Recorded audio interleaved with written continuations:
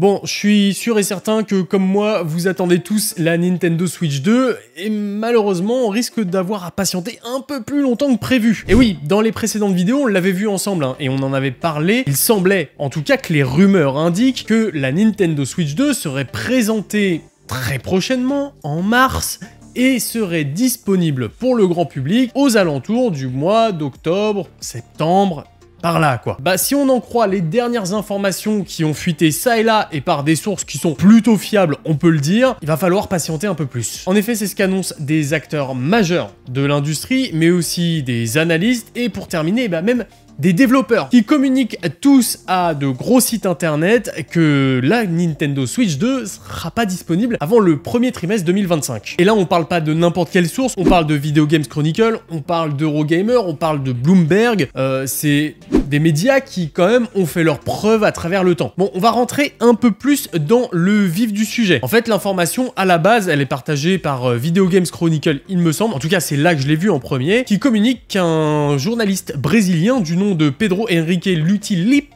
je sais pas si ça se dit exactement comme ça, a affirmé dans une vidéo qu'il a reçu de la part de 5 sources distinctes l'annonce d'un report de la Nintendo Switch 2. Une Nintendo Switch 2 qui devrait donc arriver début 2025 sans date réellement précise, et ces informations sont corroborées par des développeurs dans l'industrie qui auraient reçu comme consigne de la part de Nintendo de prendre plus de temps pour le développement de leur jeu en ciblant une date de lancement au premier trimestre 2025. Alors si les informations d'une sortie en fin 2024 étaient déjà communiquées par Video Games Chronicle, Eurogamer et compagnie, eh bien il semblerait juste que Nintendo ait modifié le planning de lancement de la nouvelle console. En interne, les sources ne parlent d'ailleurs pas d'une planification de date qui est prévue pour 2025, mais d'un retard de lancement, un retard qui serait potentiellement dû au fait que Nintendo développerait en interne un logiciel first party qui serait plus puissant et qui nécessiterait plus de temps de développement. Alors si le retard est effectivement dû à un logiciel first party, donc quand on parle de logiciel first party, c'est des jeux signés Nintendo, pas des jeux d'éditeurs tiers. On peut s'attendre à plusieurs choses qui viendraient assister le lancement de la console et sur lesquelles Nintendo compte beaucoup pour être des consoles sellers, et beaucoup des personnes du milieu pensent tout simplement que Nintendo voudrait profiter du lancement de cette console pour sortir Metroid Prime 4. Metroid Prime 4, c'est quelque chose que j'attends, c'est un peu l'Arlésienne si vous voulez, depuis le lancement de la Nintendo Switch. On en avait entendu parler au tout début, on l'a jamais vu arriver sur la Nintendo Switch 1, et pourtant, dans l'ensemble des revendeurs, il a toujours été listé comme jeu pour la Nintendo Switch 1. Néanmoins, ce qui n'est pas impossible, c'est que Nintendo profite de la fenêtre de lancement de la Switch 2 pour vendre le jeu avec la Switch 2, mais aussi en version Switch 1, mais donc de profiter de Metroid 4 pour terminer de vendre ses Switch 1 et commencer à introduire la Switch 2. Et c'est d'ailleurs ce que Bloomberg annonce. Selon eux, ce retard de lancement de la Nintendo Switch est tout simplement dû au fait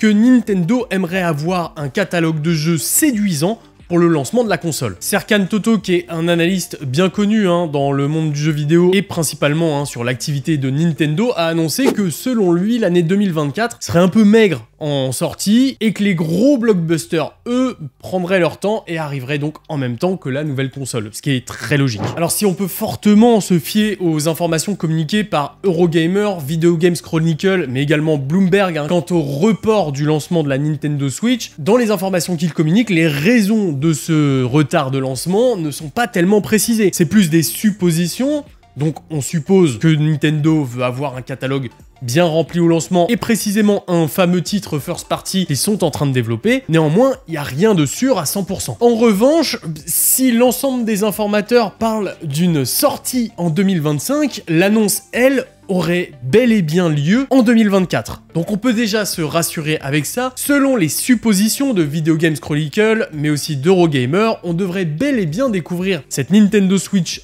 en 2024 pour une sortie effective et donc une disponibilité magasin en 2025. C'est en fait ce qu'on avait pu avoir avec la Nintendo Switch classique. Elle était sortie au mois de mars 2017, mais avait été annoncée fin 2016 si je dis pas de bêtises. Eurogamer précise également que la présentation, mais aussi le lancement de la console devrait arriver sur l'exercice fiscal de 2024. Et comme je vous l'avais expliqué précédemment, l'exercice fiscal d'une entreprise ne se base pas sur les mois calendaires. L'exercice fiscal ne commence pas en janvier et ne finit pas en décembre, mais commence généralement en avril, le 1er avril, pour finir le 31 mars. On peut donc, si elle sort en 2025, s'attendre à une sortie de la console entre janvier et mars 2025. Pour la présentation, évidemment, ça risque de la décaler un peu. On s'attendait à une présentation en mars 2024, là, dans quelques semaines, hein. Et malheureusement, si la sortie, elle aussi, est décalée, il est fort probable que la présentation vienne se placer un peu plus tard dans l'année. Ce qui est sûr, c'est qu'en tout cas, cette année, en 2024, on devrait découvrir